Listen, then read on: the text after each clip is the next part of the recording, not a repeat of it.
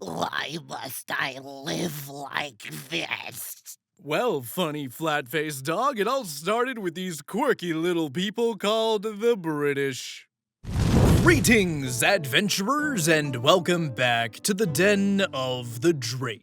Other dragons hoard gold, while I hoard internet cringe.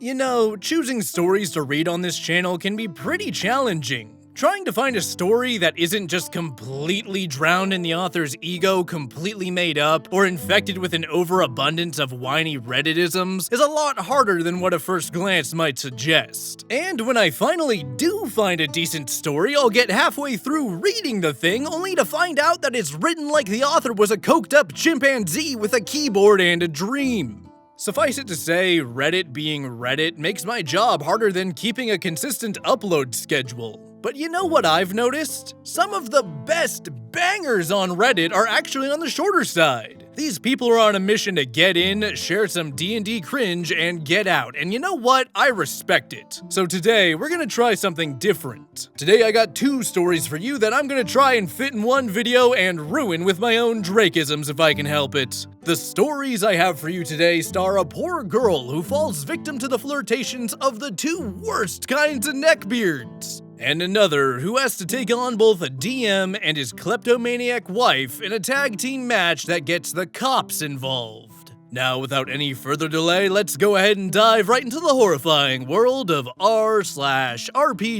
horror stories. Enjoy. Story number 1 comes from Reddit user Germany Stronk and is titled A Tale of Two That Guys. This story begins with two problem players who can't keep their IRL crush on another player out of the game, and ends with one problem player genuinely apologizing and changing his behavior, and another revealing himself to be a total piece of shit and a potential predator, who I genuinely never want to see again in D&D or in life. Period.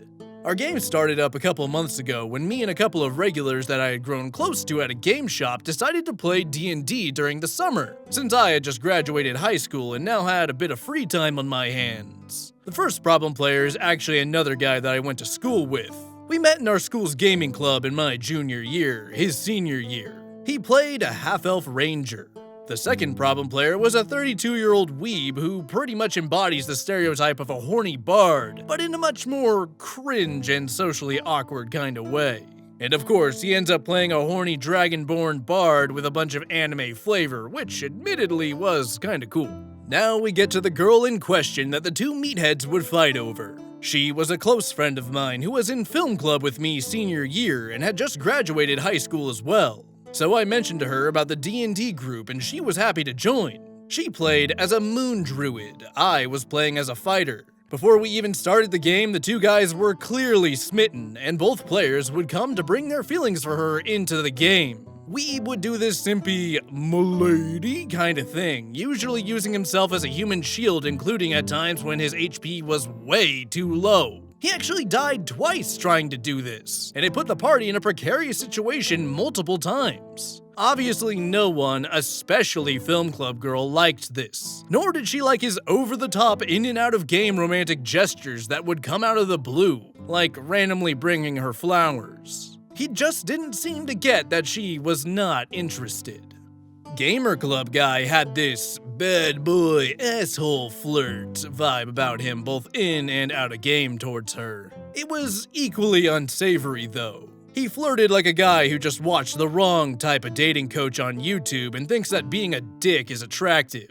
He was also aggressive towards Weeb's characters both in and out of game. He called the Weeb Dollar Store Leonardo DiCaprio. Yes, he actually thought that nickname was funny, in reference to the age gap and to imply that he was ugly.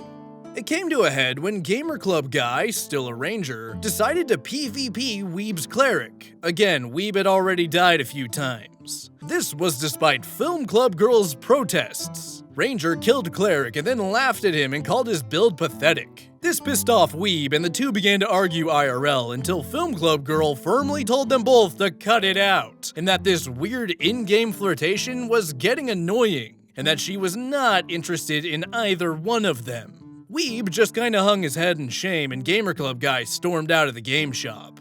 DM decided to end the session to let everyone cool off.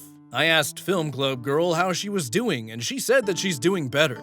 She feels bad about having to make a scene like that, but it was just getting too out of hand and the dynamic was just too uncomfortable. She told me though that Weeb texted her to apologize for his behavior throughout the campaign. She accepted his apology, but Gamer Club Guy was another story. Apparently he had texted her about how f***ed up it was to reject him publicly like that, and humiliate him at the same time, and that he was always good to her and that he didn't deserve this. The next session, Weeb was a lot more well-behaved. He rolled up a new fighter and was a cooperative, friendly player to all of us. I wish I could say the same about Gamer Club Guy. He came back bitter and rude towards Film Club Girl. The entire session, he was spitefully asking the DM to punish her for innocuous shit under the guise of being a stickler for the rules. He never did this to any of the rest of us, despite me and the other Thief players also bending the rules, like disregarding arrow inventory until reminded. He would also be a dick to her in character. He justified this change by claiming that Ranger had gotten more serious about his monotheistic religion, and found Druid's naturalistic paganism, as he called it, to be blasphemous. His behavior continued for session upon session. We would all advocate for her against his bullshit rules lawyering and more in-character hostile behavior. Behavior that would continue to escalate until Ranger basically saw Druid as an enemy. He eventually found a pretext to attack her after she found a magic item with religious significance to both the Druid and the Ranger. He attacked her at night when all of us were taking a long rest. I remember asking him, "What the f*** are you doing?" And he said, "She is a filthy pagan who is trying to usurp my god's holy item." We all try to wake up and stop him, but Ranger says, "Stop metagaming, you wouldn't hear this. I'm as quiet as a mouse." So the DM has us roll perception against his perception at advantage, to which he unfortunately wins. They have a PvP in which the DM refuses to even let us roll perception again during this long-ass fight, to see if we hear the damn blades clanking and spells going off. Unfortunately, Ranger wins the battle, and Gamer Club Guy starts cheering in the middle of the game shop like a total jackass. But unfortunately, that is not the worst part. After she's on the ground, he says, "Before she rolls a single death save, I pull down my pants and..." Okay, I'm not reading that. My eyes widened and I was in shock. Weeb said, "Dude, shut the f*** up." Me and the other player also laid into him, but the asshole just shrugs and says, "It's what my character would do."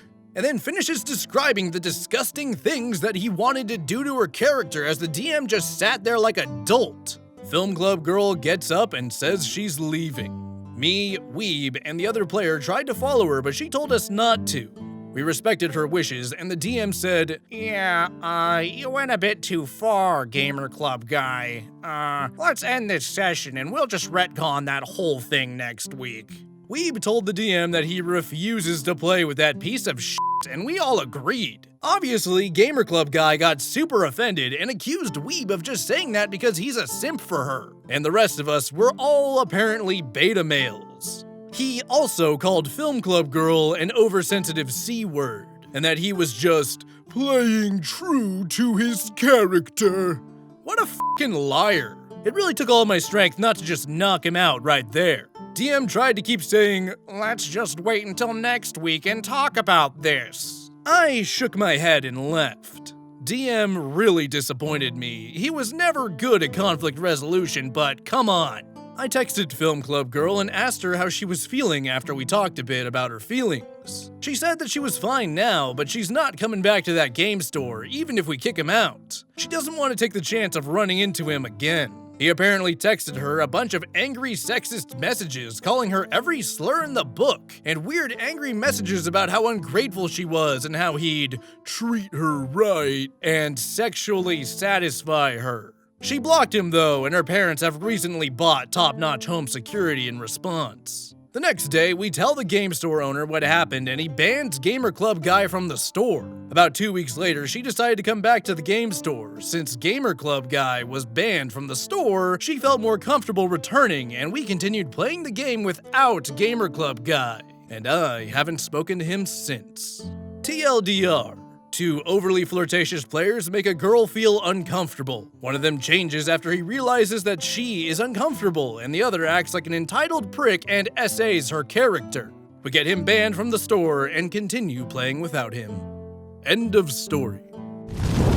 Wow! Okay, we're starting off real strong, aren't we? First off, big props to Film Club Girl. We see so many of these stories where victims are these kinds of people who are just so damn timid that they just sit there and wait for some outside force to come and intervene, or for it to get so bad that no sane person could possibly tolerate it. But Film Club Girl? The second she got annoyed, she just straight up, with zero room for misunderstanding, said, "Both of you guys are creeps, I'll give you a chance to knock it off, but you could start by f***ing off."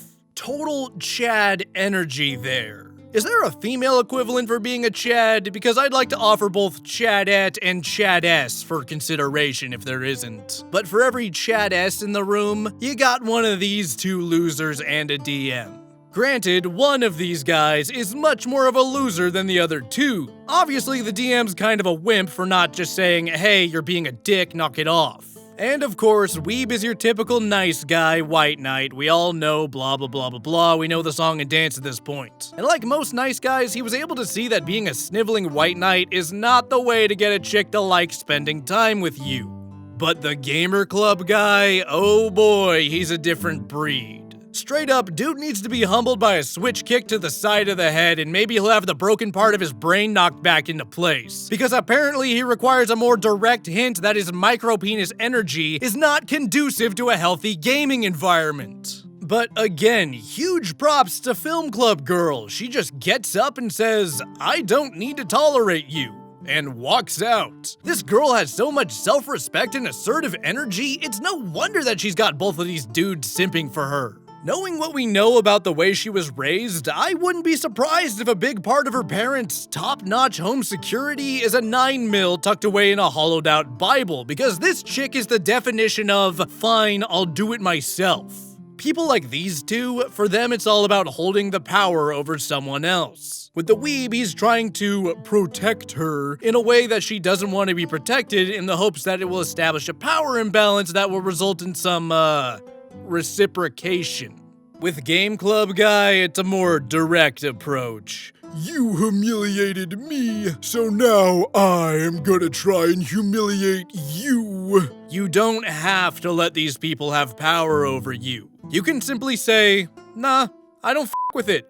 I would say better luck next time, but there's not gonna be a next time, f***wit.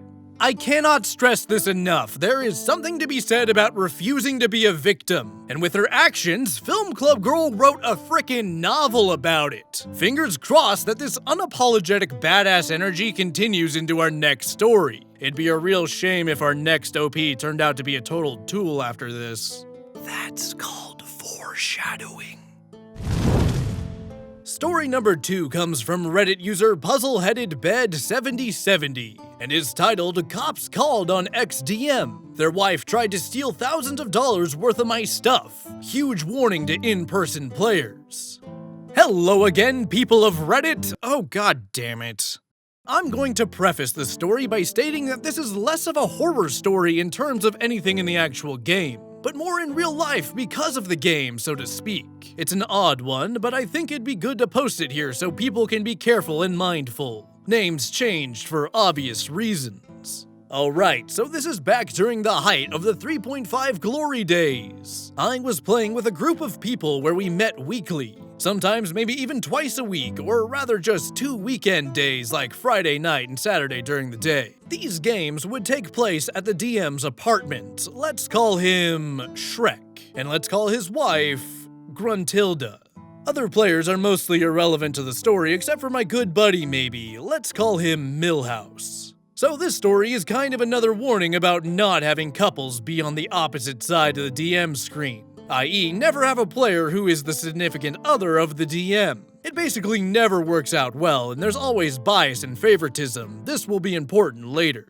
I forget which module we were doing at the time things broke down, but anyway, Shrek was the DM, and Gruntilda was a player. Milhouse was playing an orc barbarian. I won't say what I was playing. Alas, that would very easily give away too much information because of how uncommon it is. We did play for many months. Heck, maybe it was even a year or two. But there was always problems with Gruntilda being whiny, selfish, and throwing hissy fits when not getting her way. In this particular campaign, she wanted a black dragon for her animal companion as a ranger. A baby one, but still. Shrek, not wanting to upset his wife, decided to let her have it. Now this is where the problem lies. I didn't mention this before, but we did play using minis and maps. I was kind of the one who actually had a good job, so I bought basically all of the books and constantly bought those 3.5 miniature blind boxes, as well as some of the iconic figures like the adult black dragon, the Orcus demon figure, the adult red dragon, etc, etc. Because transportation would have been annoying and I didn't like the idea of having everything just smashed into a Tupperware tub instead of placed neatly in their own places to keep them from getting damaged. Early on, after a month or two of playing with this group, I agreed to just keep all my stuff at Shrek's place. And this is the warning for all of you IRL in-person players. Never do this. Unless you think you can trust your DM with your life and your stuff. And even if you can, if they suddenly get married or such, get your stuff out ASAP. That meant all my books, all my miniatures, all my dice, all my map packs, etc, etc. Several $1,000s worth of stuff. Probably even more because many of those rare/epic figures were insanely valuable at the time. The Strahd miniature, Champion of Elistray, Evil Wizard riding a black dragon, pretty much any and all the dragons themselves, etc, etc. Well, one of my minis amongst all of the minis was the baby black dragon one. Valued at the time at like $30 to $50 easily because it was an epic rare, like 1 in 100 blind box kind of thing. And so, of course, upon wanting and getting the baby black dragon in-game, and that mini being used to represent it, Gruntilda goes, "This is mine now. I own this." To which I, an introverted collector, adamantly refused against. She then tried to be like, "I'll just give you $5 for it. That's fine, and then it's mine." Again, no, it's mine. It's part of my entire collection of black dragon figures, which was also my favorite dragon type. So of course, she throws a fit and kicks us all out of her place.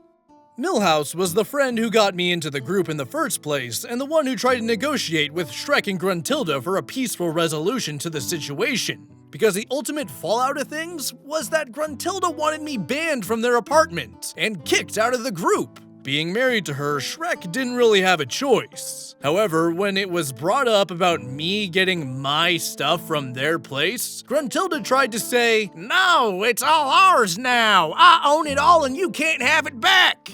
Credit where credit is due, Milhouse did all he could to try and reason with them. And Shrek probably did want to give it back initially, but had to go along with his wife because if he even hinted at going against her, he'd probably never hear the end of it and find himself kicked out too, even if it was his place, technically.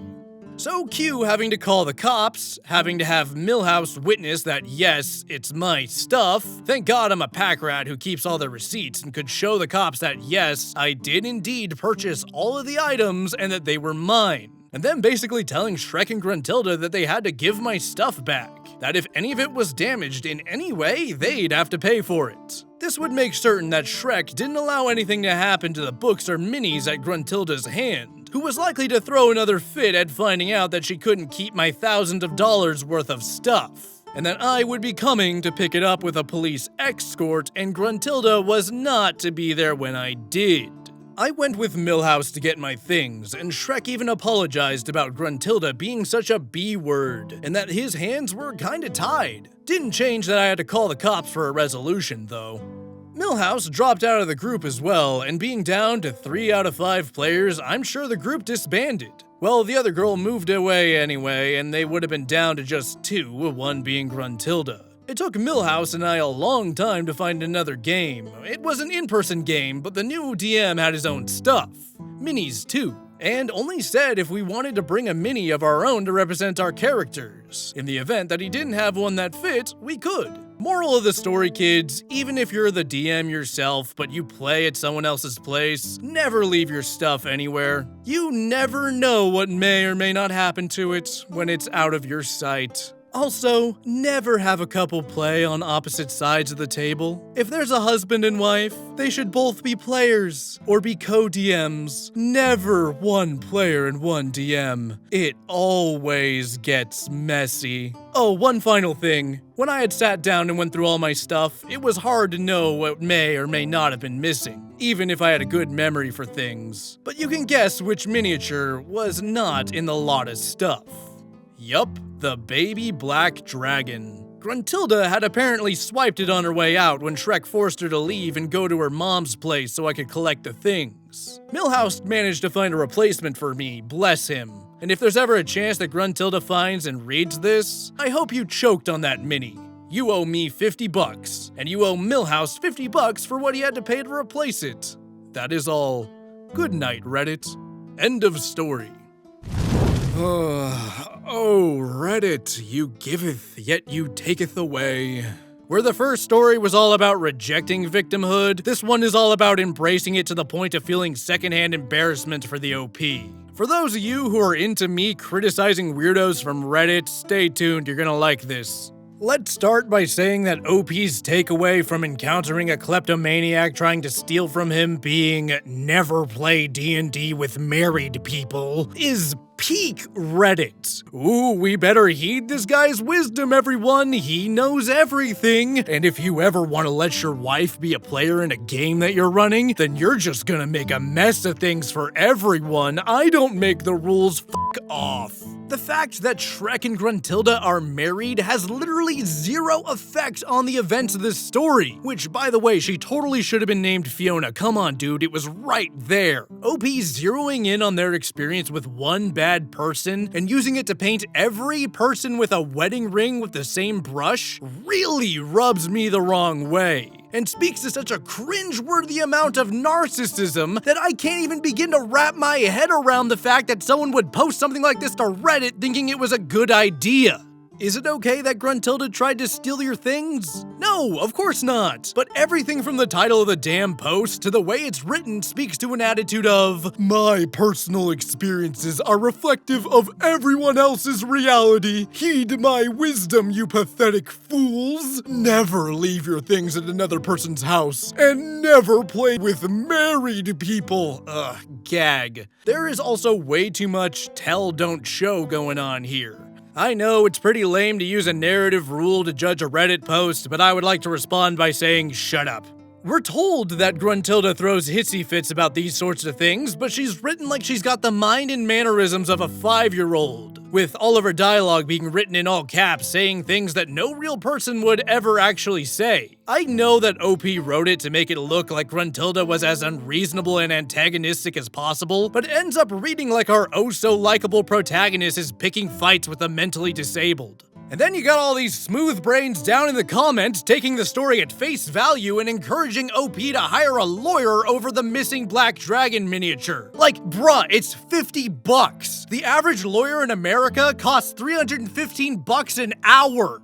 Okay, let's go ahead and shelve the fact that OP is the most stereotypical Redditor we've ever seen on the channel. They are still a victim in this story if it's true. And if Gruntilda actually was as unhinged as OP wants us to think she was, I doubt that he was gonna get any miniatures back if the cops didn't get involved. And I will say I totally get becoming attached to your minis. You spend all that time and money assembling and painting them, and when they play starring roles in awesome moments you share with your friends, it's easy to form sentimental bonds with them. The problems arise when your bond with your minis lead you to writing crap like this. But Drake, I hear you say from behind your computer screen, why did you choose to read this story if it's so bad? Aren't you just giving it more attention? Which, yes, that's a good point. Normally I would have just rolled my eyes and moved on if it weren't for the fact that OP is trying to use this opportunity to push a narrative that is in no way reflective of reality. But to give Reddit the tiniest sliver of credit, there are people calling him out on it in the comments. But there are also people who are taking this at face value, and the post is relatively highly upvoted. No, you do not need to trust your life to someone to trust them with a pile of books. And no, playing D&D with couples is not an immediate recipe for disaster. It's promoting a level of weird antisocial behavior, and I know that there's people out there dumb enough or vulnerable enough to take it as gospel. And if I can communicate that, hey, this guy is full of crap, don't listen to advice like this, to at least one person who might have, well, that's a win in my book. And add on the fact that I am a Drake of varied and cultured tastes, and internet cringe is internet cringe, whether or not OP intended it to be. This video really stuck to the double trouble theme, huh? 2 different neckbeards, a husband and a wife, 2 stories, and 2 very different reactions to being victimized. But I feel like there's one more pair that I'm missing. Oh, that's right! Den of the Drake and fan art! That's right, how about we take a look at this week's Gallery of the Drake? This week's fan art comes from viewer Miko Amai, who depicts the Drake creating the music for the channel. Yeah, I'm a dragon of many talents. Art, voice acting, design. It's only natural that I'd get into the realm of music making. Oh yeah, not a lot of people know this, but whenever I'm reading a story on YouTube, I'm also writing and playing my own music in the background. I'm kind of a big deal. Wait, isn't that just Teller of Tales by Kevin MacLeod? Yeah, the guy who makes all those royalty-free music for creators to use. Pretty sure that's a song that's mostly using lutes and guitars. Wait, so what the hell have I been playing? As the guy who has to edit out your music out of every video, I'm willing to guess that it's your version of Cotton Eye Joe. Well, is it any good? No. Thank you again, Miko Amai, for submitting your art. My fan art pile continues to grow, and I love every piece of art that gets sent my way. If you've been toying with the idea of sending in fan art, go ahead and use the email in my About section. And be sure to include any social media you want me to credit. Fan art is my favorite part of doing YouTube, and it means the world to me that I can inspire artists like you to create artwork like this. With the story over and artwork displayed, we're gonna go ahead and wrap up. If you enjoyed the video, be sure to like, comment, and subscribe, and send in your fan art. And if you feel like supporting the channel further, my Patreon and merchandise links are in the description. I would like to thank you all for listening, and I hope to see you next time in the Den of the Drake.